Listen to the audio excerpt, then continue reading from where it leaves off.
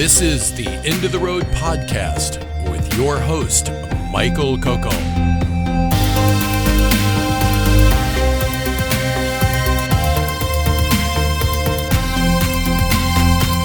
Exploring the horizons we never touch because we're already there. Welcome, and thanks for listening. Tonight we're off to Santa Cruz, California to speak with Andrea Vanderloo. We're talking about her very unsettling book called Pressing Stones, a memoir of a Nazi SS's daughter. It's a very unsettling book, and I have a variety of different reactions still unresolved within myself in thinking about this. At one level, I believe that this book is not about her father. Her father was a beast, a war criminal. He came from a bougie Dutch family, joined and collaborated with the Nazis and later with the SS. And things didn't turn out well for him, thank God. He can go fuck himself. This is not about him. Instead, it's really about his legacy and the ancestral trauma that his actions had on his daughter and others, as you're going to hear. So where does this leave Andrea? Well, when her father was out being a monster, she was just a toddler. And when the war ends, and Andrea's father is imprisoned as a war criminal, Andrea was largely raised, you're going to hear, at a Catholic orphanage. The Catholics took her in and her mother when basically nobody else would. And of course that's good, but also I can't help feeling, and lest we not forget about the barbarity of this situation, this Catholic monastery likely did not take in Jewish children several years earlier who later became victims of the Holocaust in Germany. So let's not lose track of the 8 ball, so to speak, in this. Being human is a messy business, and it even touched me. And another voice inside me wants to echo the sentiments of Thich Nhat Hanh in his wonderful and inspiring poem, Call Me By My True Names, and that we all have skin in this game. We all have this underlying barbarity, some more than others. And some it's just easy to see the barbarity, and some it's more subtle. There are no easy answers for me, and even the questions are hard. And there's no way I can sort of wrap this up in some nice little box that's easy to digest. And without further ado, here's Andrea.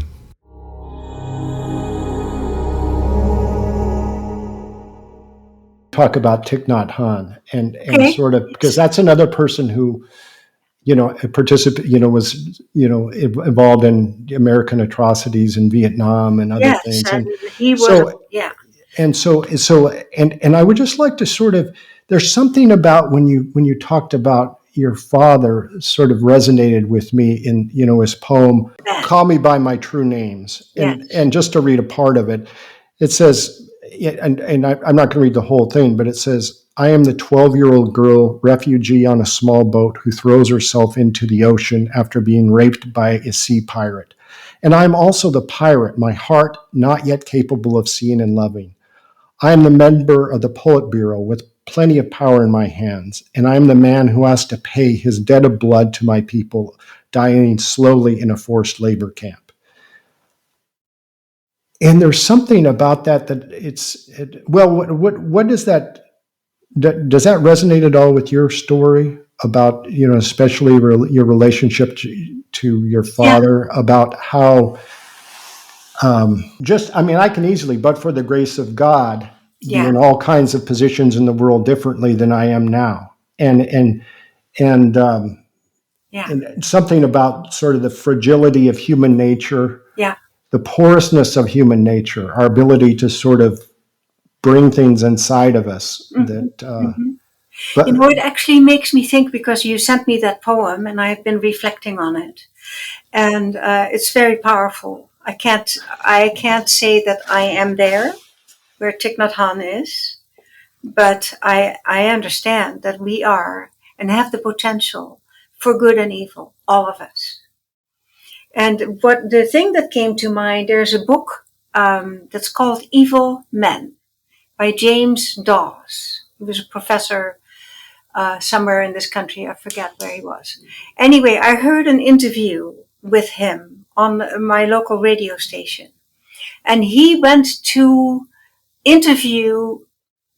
Japan to interview people, men who had participated in the invasion of China. And they committed horrendous crimes. This was in World War II. So Japan was very active on that part of the world. Right. They committed atrocities, unbelievable atrocities, just like the Germans here or in Europe. And he went there and he found some of those older men and he met them in their homes and he interviewed them. And his book is so beautiful. He became so humble because he realized that could have been him. Yeah.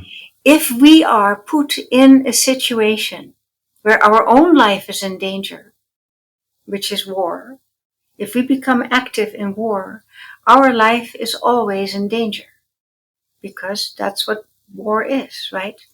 Right. And so we live in the fear of our life. And we have to follow orders because if we don't, we get shot.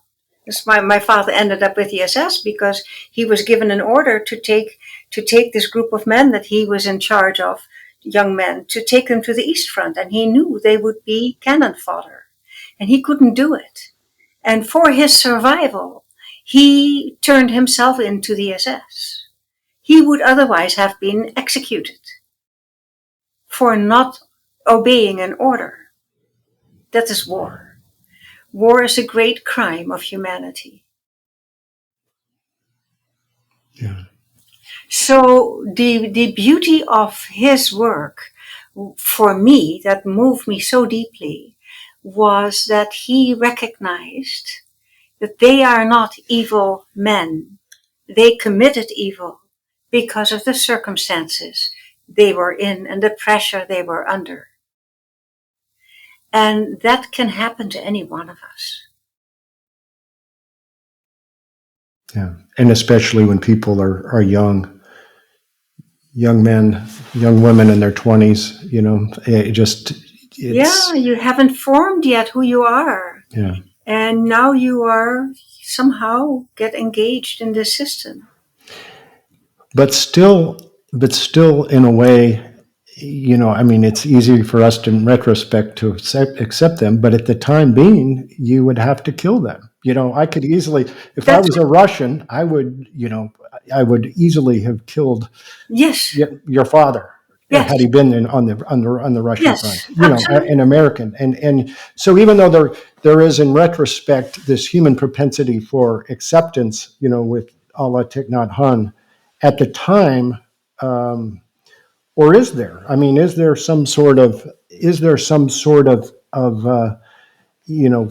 human potential that has not yet been tapped yet that would allow us to confront the SS officer without an equal amount of violence? Well, I think that would require a profound, especially a spiritual inner development. Yeah. That require, there were some people who managed to stand up. I mean, they were killed. Yeah. Yeah. And I guess there are some histories of some Those are martyrs. some very strong souls, that manage to be grounded in the truth of their being, no matter what the circumstances are.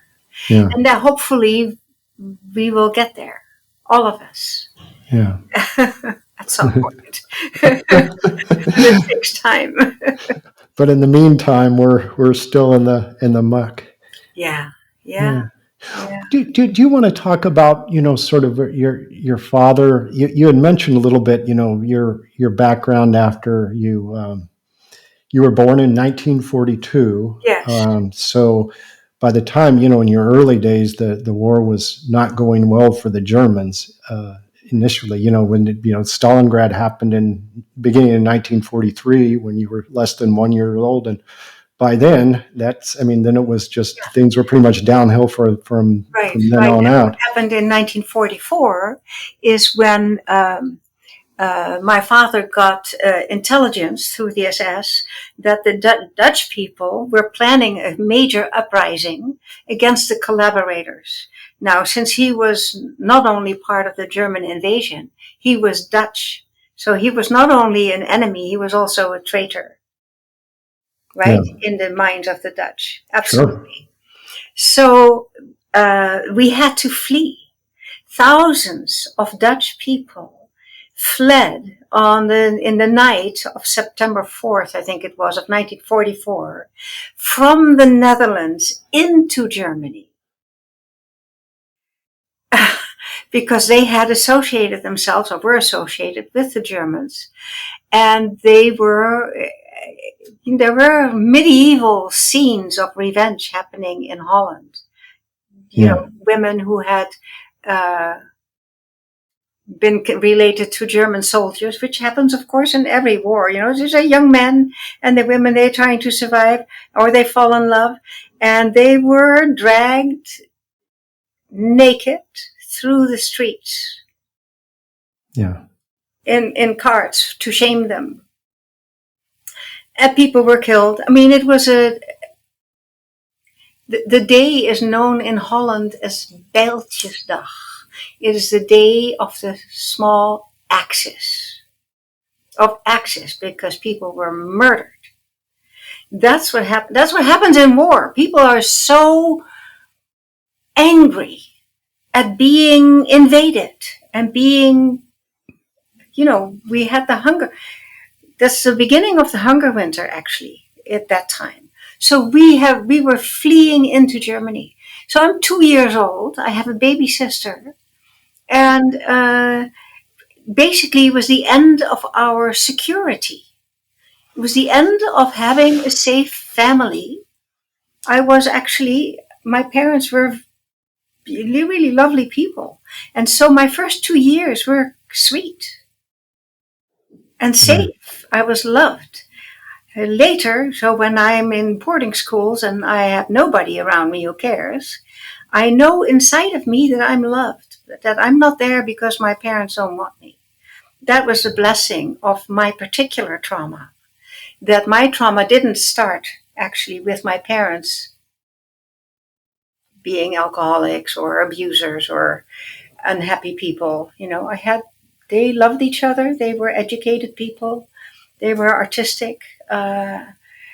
So my first 2 years were good. And then everything went to hell in a handbasket after that. Yeah. And then after you and your family were back in Holland, your father was tried. My father was tried. My brother and the children, we were taken captive by the Dutch. And so we were in a makeshift post-war camp in the Netherlands that most people don't even know that existed. The government didn't know that it was there because it was a spontaneous thing of the farmers and the farmhands in the area that who took us captive. Yeah. So, and then my father gets sentenced to death. Then now I'm in boarding school, and my brother and I are in boarding school. My baby sister died in the camp. So there's a lot of trauma there, So that's I had to deal with, for most of my life. And boarding school is the Catholic nuns. I mean, bless their heart for all the bad stuff we'll say about them. They still took you in. They took me in, and we were a charity case because they knew why we were there. Because my father's court case was in all the newspapers. Sure. So they knew that my father was evil. He was the enemy, and I am the daughter of scum in their eyes. And that is how I was treated. Yeah. It was not easy.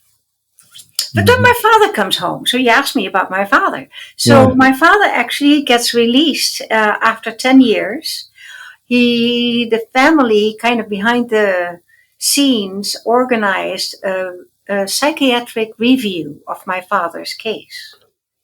And it was determined that he had not been responsible for his actions. So after 10 years, the court required that he spend a year in a mental hospital to make sure that he was sane to come back into the world. And then he came home. Yeah. And so I come out of boarding schools. I have no sense of self because I haven't had any reflection of who I am, right? There were no people who cared about me. I mean, I saw my mother once every few weeks for a few hours, so I had that, which was good. But my father comes home. My father is this big, warm, big-hearted, fun, intelligent man. And he adores me. And he talks to me. And it's like, this is the first time in my life. I'm now 13 years old. He comes home when I'm 13. Who talks to me as if I matter. I hadn't felt that I mattered at all. Yeah. Inside of myself. So here he comes and I'm the cat's meow in his eyes. I'm pretty and I'm smart and I'm so much wiser than all these other girls in my school because they haven't had the difficult life that I've had, which was true. But he says, you're wiser than them. And I look inside of myself and I remember that I saw this white sheet of paper like I was nothing. I did not have a sense of self. And then he came and he put me on a high horse, He said, you are I was like the best thing that happened to him. Yeah. Which was kind of weird too. It's a bit later I called it psychic incest. Could you maybe unpack that a little bit if you're comfortable? Yes. Because I know that you were exposed to some things from him as well that were not not ordinary. Not ordinary. And so maybe go into that too. There was nothing ordinary about him.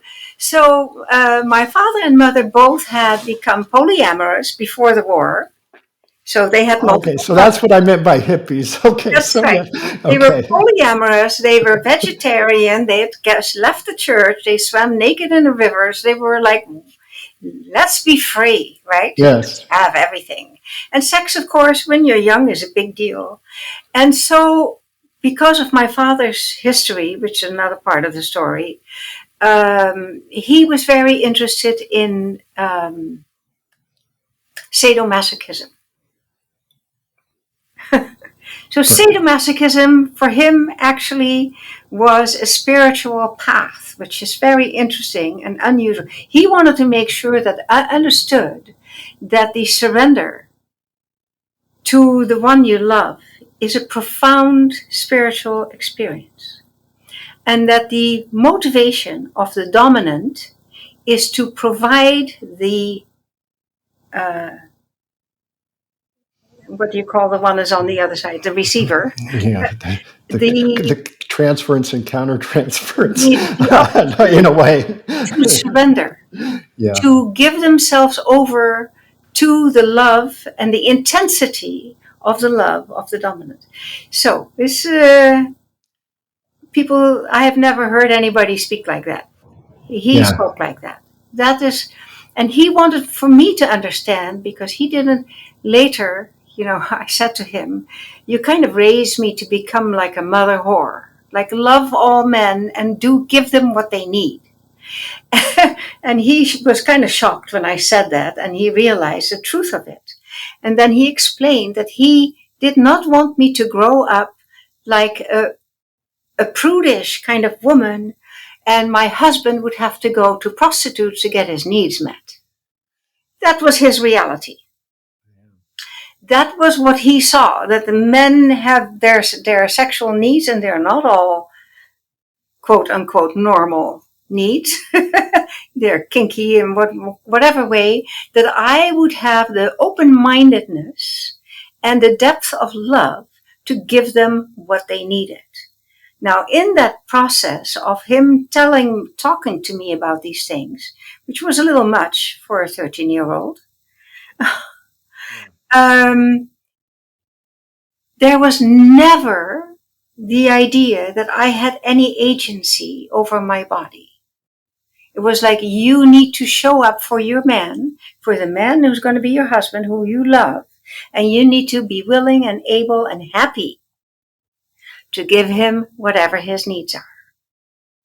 And there was no mention of at all that I had anything to say about whether I liked it or not. That was not in the picture. That was never spoken, and my mother was silent in the background. So we live in this schizophrenic situation. My father talks about everything that he experiences with my mother and others. My mother is sitting there playing the piano, and she doesn't talk about anything. She's a lady. Her persona is completely identified with being a proper lady. It was a little crazy. So we knew, and the unspoken rule in the family was that even when other people came to visit, I would come home from school and there would be these people that I had never seen, and we would all have tea and cookies, have like a proper visit. And I knew why they were there. They were playing sexual games with my parents.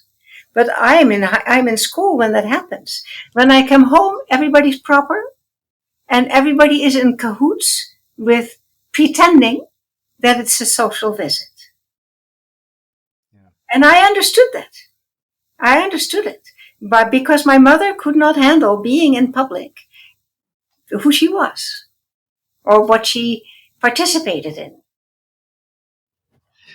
Yeah. Yeah, it's a weird situation. It's very unusual. I am grateful to have grown up an open-minded woman, but I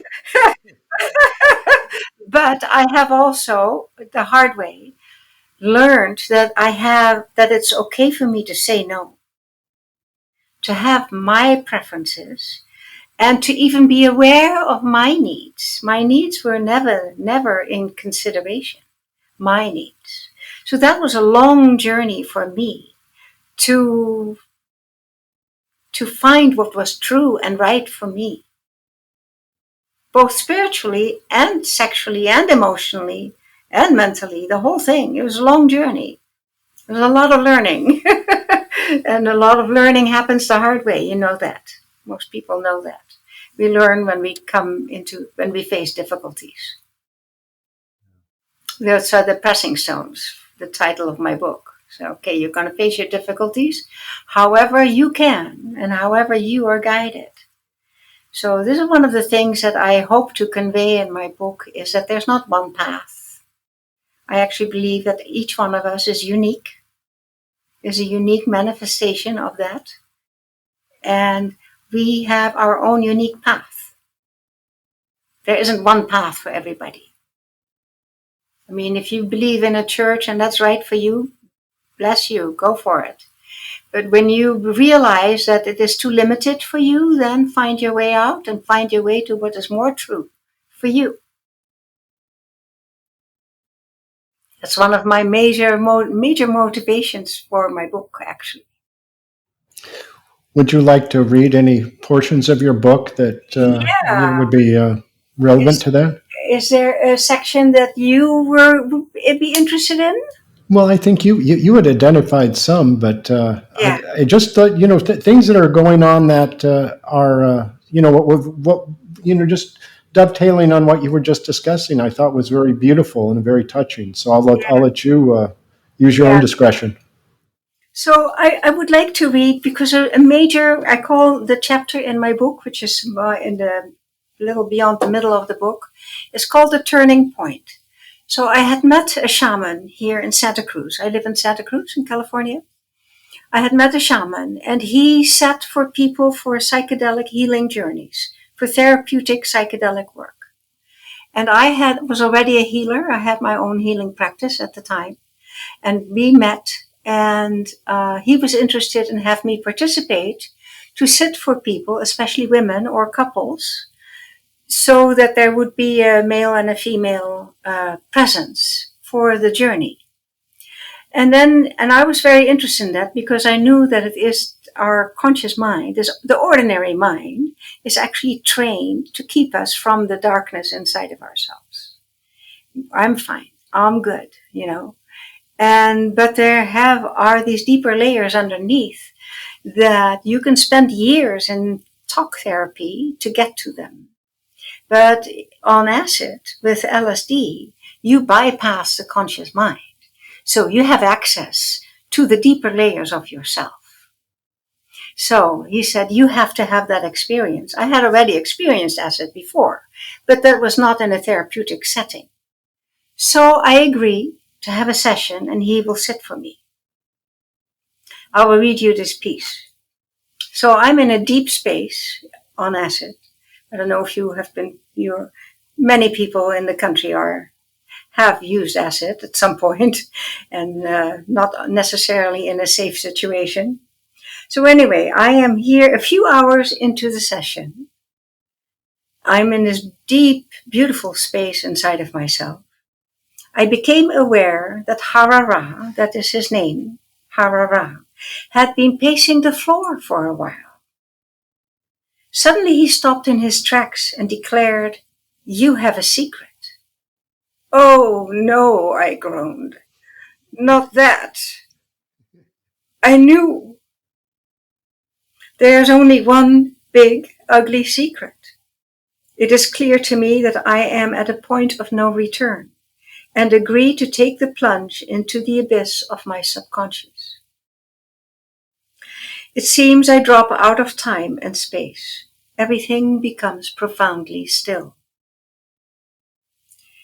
Slowly, my right shoulder lifts off the bed, as if moved by some involuntary force. Something is hidden behind my back. As my upper body lifts up, I look behind me and gasp. I see a mass grave with white corpses, the Holocaust. My terrifying guilt exposed. I reel with the impact. Harara is right there, holding the space for me, unflappable. So then I move and sit in front of him and look at him. He is just present, strong, kind, and exceedingly skillful. In his gaze, I understand the error of my child's mind. I hadn't been able to differentiate myself from my father, nor could I differentiate his war crimes from the mass murder of millions of Jews. The horrifying images of the concentration camp I saw in the newsreel when I was 12 had blended seamlessly in my young psyche with the inextricable bond of love for my father, who had participated in that monstrous system. In my confusion, subconsciously, I had instantly felt guilty by association. So,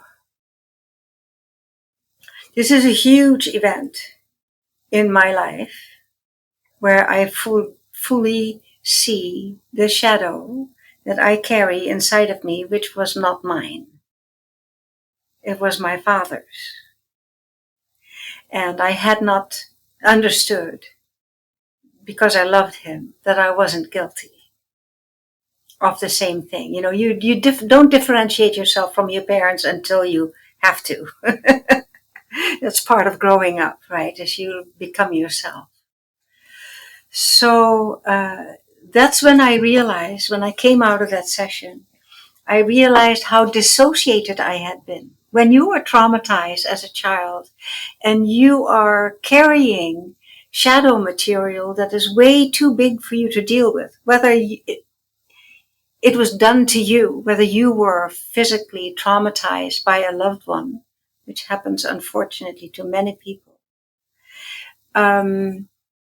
you are profoundly confused. You don't know how to deal with it. And then often we are told, children who are abused are often told, you can't talk to anyone about this. which is what my mother said when she told me that my father had been sentenced to death. She said, you cannot talk to anyone about this. So I get this big secret and I shut myself off from others because I cannot share this terrible thing that I am now holding inside of myself with anybody. So this dissociation that happens when we are young, many of us, will continue throughout our life until something happens where we are faced, that's the pressing stone, we get faced with a difficulty that says, okay, what's going on inside of me? And we seek healing. We go to therapy, we go do something, find help, hopefully we find help to help us break through this dissociation of our emotional being. So I became fully aware of that. And then I realized when something would happen that I didn't know what was going, I would just become really unhappy and maybe angry or disgruntled, but I didn't know why. And then I realized if I take a toke, so this is how I got into marijuana, because I was using, heavier drugs. And the marijuana was a nice way to come down from. If you take an acid trip, it's nice to have a little toke at the end so you kind of come down slowly and you integrate. So I experienced marijuana as a gift, which many people do. They think it's a gift from Mother Earth. It's an herb. It's wonderful. It makes me feel happy and blissful. And I love the music. All these kind of stuff that happens with marijuana. For me, what happened, then I would take a toke and I would realize, oh, he said that. Oh, now I feel this. And I wrote like notebook after notebook of what I felt like my inner child healing work. Becoming aware of my feelings and dealing with them.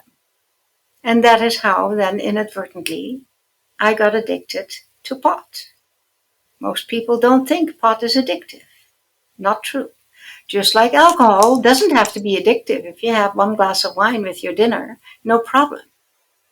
But if you're going to have alcohol when you wake up, like I had to smoke pot when I woke up at some point, years into my use, where I thought it was helping me, I got more and more depressed. I got overwhelmed with everything. I couldn't function in my life anymore. And I didn't realize that it was because I was smoking all the time. I was not in my right mind anymore. And it creeps up on you without you realizing that that's what's happening. Then I take another toke to help me feel better. This is the true addict, it's like the addict is self-medicating. Most addicts, if not all, they are self-medicating. They want to feel better. They have found something that makes them feel better. I found pot that made me feel better until it was too late and I couldn't stop. So this is where I end up in recovery. Thank God.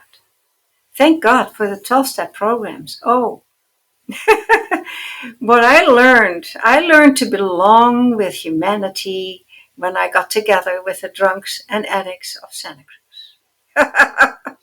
I must say it was kind of like, really? But that was my experience because they were suffering just like I was. Yeah. And I found a fellowship where I didn't have to be fine. I didn't have to be anything but myself with my suffering. And yeah, so I write about that quite extensively towards the end in my book because it happened towards the end of my life. I was in my 60s when I got into recovery. And then after, going to AA, because that was the best program for me at the time, I realized, I got addicted in my late 50s. my problems are much older than my addiction. And I wanted to do this step work because the step work had been very helpful to me on a much deeper level. And I found my way to ACA. ACA is the Adult Children of Alcoholics and Dysfunctional Families. And that is where people deal with their childhood trauma. And I so much hope that people who deal with childhood trauma, if it's right for them, that they find their way to ACA. Because that is where I truly reconnected with my child self and began to be able to fully love her and set her free.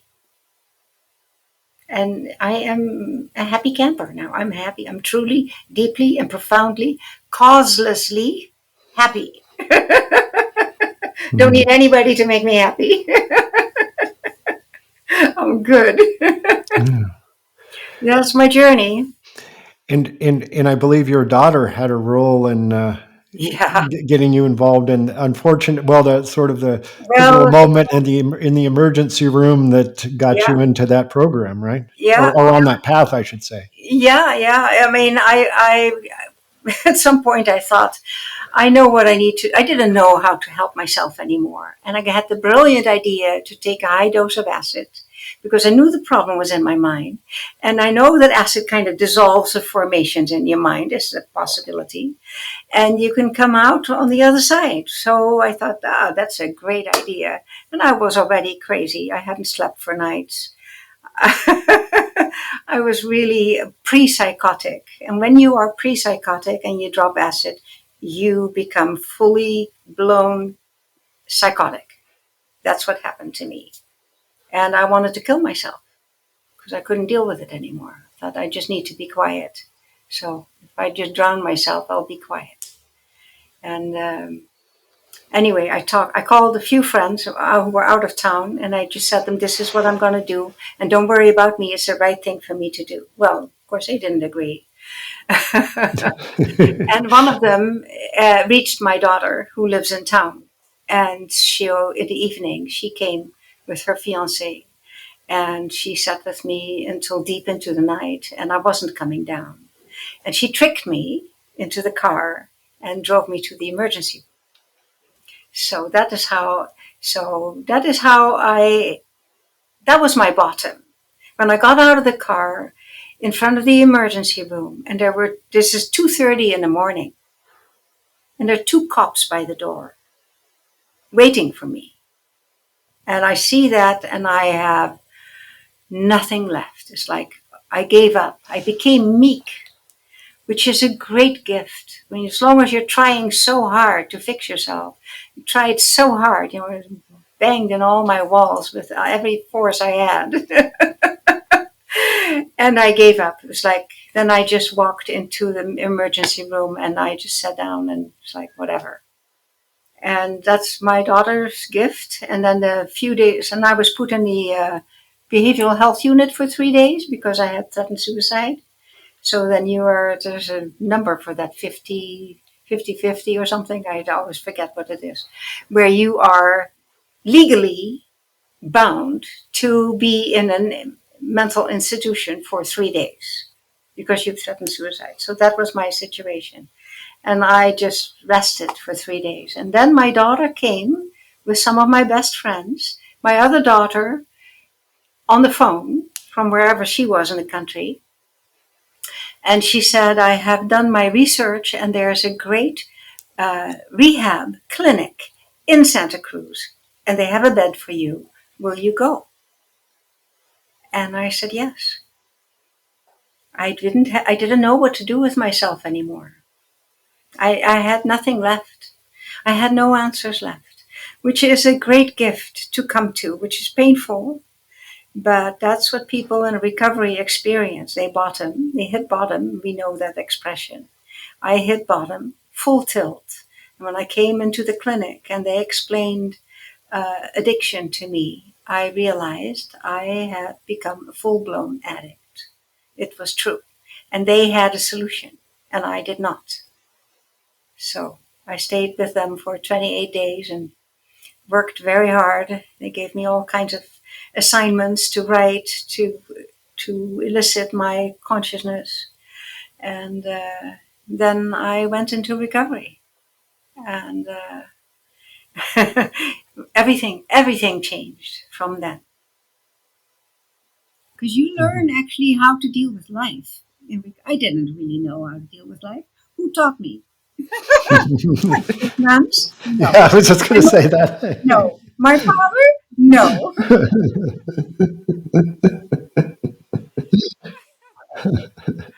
Yeah. Yeah. Well, that's the story has a happy ending. It That's for does. sure. It does. It took me to my 80th birthday. That's when I felt free. Yeah.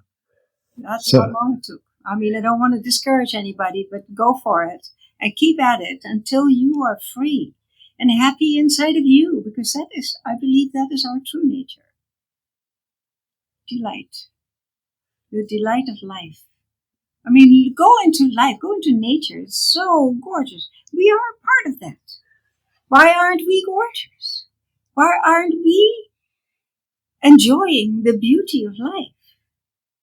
Because we got fucked up. So get unfucked. Find your way into what is true inside of your heart. In the heart, in the depth of our being, there is peace, there is love, there is quiet, there is compassion, there is truth. That's the path. Find it. Find your own. well, I have some ideas on going on some tangents, but before we do that, is there anything that you would like to discuss that we haven't touched on about your journey in the book? And we could skip the tangents, but Well, let's just go with the tangent because, this is where I am. So I'm not in my book right now. So okay. So go with it. something about what you said about your father and is still kind of stuck with me about the S&M, for lack of a better word. And Yes. I'm not really, knowledgeable about that, but something about what you said in sort of religious practices. I saw a lot of parallels to that in religious practices, and in terms of like the religious practices of taking. I mean, there's a lot of of submitting to the divine. I mean, the divine could be called any number of things in different cultures. Submitting to the divine, taking the divine into you, embodying the divine. Yes. All these things of humans as vessels for spirits, and something about when you said that, it's like my little red flag went up. Ooh, you better listen to this because this might be important for you too, buddy. And it's and you're I think it's not S&M, but there is an element of that about submission in religious practice that I think is interesting, and there's probably some energy there for. That's Go right. ahead. Go ahead. That's right. So that was his connection with that. But he was also much bigger than that. That was just one path that would help, that could give this grace, the grace of surrender to the partner who is loved, and offered the intensity of love in that particular way. It's not my cup of tea. Well, I mean, because there was elements of that in Nazi Germany about submitting to the Führer and the fatherland, and I mean, it was filled with submission and domination, and absolutely, and a lot of the authoritarian personality is based upon those type of complexes. And you see now how people in this country, because we are this being that is now going to be our president again. He runs on fear. He runs people on fear. You have to submit to him. Otherwise, he will destroy you. This is what's happening in our country right now. Yeah. But in spirituality, the thing is to get out of your ego self into your true self. And the way I look at it is your true self is divine, is your God self, your soul, your true being. We all have this place inside of us that if we can get there, that you drop out of the mind into the heart, and behind the heart, there is a space where there is silence. And we need silence to be in tune with the truth of our being. And I think the truth of all of our being, the ultimate truth of our being, is that which is the mystery of creation. The mystery of nature. You go into the mountains, there's this amazing silence. You feel something that is great and beyond your little mind, right? Most of us have an experience of being in nature and being in the rapture of the beauty and the silence of the natural world. That is also a part of us. We are a part of the natural world. You find that place inside of you and you surrender to that. And people can call it whatever. You can call it your higher being, you can call it your soul, you can call it nature, you can call it God, you can call it the divine. I personally like the divine because it is a soft word that is bigger than me, but I am in it. I am in the embrace of the divine. That is my experience. But however we can find that place inside of us and to give ourselves to that, to not destroy it with all this crazy thinking that we do and judgment that happens in the mind. And I am different from you. No, we're all different and we're all the same. Ultimately, we're all the same. We are part of one. We're part of the one. And then we become these little individual beings with all of our little problems and all of our thinking that can drive us nuts. How many people judge themselves mercilessly because they were judged when they were little? And the whole culture is full of judgment. And, oh, you have to be an individual, you have to be unique. Well, you are unique, but you're not separate. We are all in this together. Do you think your daughters, in your work in raising your daughters, has freed them from the shadow of your father, perhaps? So, I don't deal with their shadow, with how they experience a shadow. My younger daughter, I think, has experienced my father's shadow more ominously than my older daughter. My older daughter, when she was 6, she met my father. We spent a week together in Holland a month before my father left his body. And she was 6, so we had this lovely time. So she has memories of my father's sweetness. Because of course he adored her. She is his grandchild, right? And so it's not my job to deal with their shadow material. That is theirs. But I wrote my book and everything is in there. And if they're interested, I didn't write for my children. I wrote for the American public. Because you don't understand what happened in Germany. And we are going to war all over the world, but we don't have war on our soil. We don't know what it feels like in our bodies, America. You know, we had 9/11, terrible, but it was one event. We don't know what it's like to have bombers fly over, to have your family killed. You know, we don't know that, but we freely go to war in the other parts of the world. And that is one reason why when this country went to war, actually, that's when I decided to write my book. In 2003, when we had the big lie of the weapons of mass destruction by the government. And then the whole Congress, except for one person, voted to go to war in Iraq. And I watched Americans wave their flags out of pride for how strong we are and America the glorious. It was horrifying to me. I was absolutely horrified. You don't know what it is like to be in war? No, you don't. I will have to tell you my story. is my story, is my trauma. But this is just one aspect of the trauma that is inflicted on entire countries, on entire peoples. It is the great sin of humanity, and it's got to stop. It's got to stop, or we destroy everything. Anyway, that's my passion. All right, you go, girl. You go, girl. You go, girl. We gotta wake up, that we're all here together. We have this precious little planet that is so beautiful, and we're all like ants crawling on this globe, and we think we have separate nations and separate people and separate cultures, and one is better than the other. It's like, oh, we're all here together, Yeah, that's that call me by my true names idea. Yeah. A little bit of all of us and a little bit of everything. Yeah. That's right.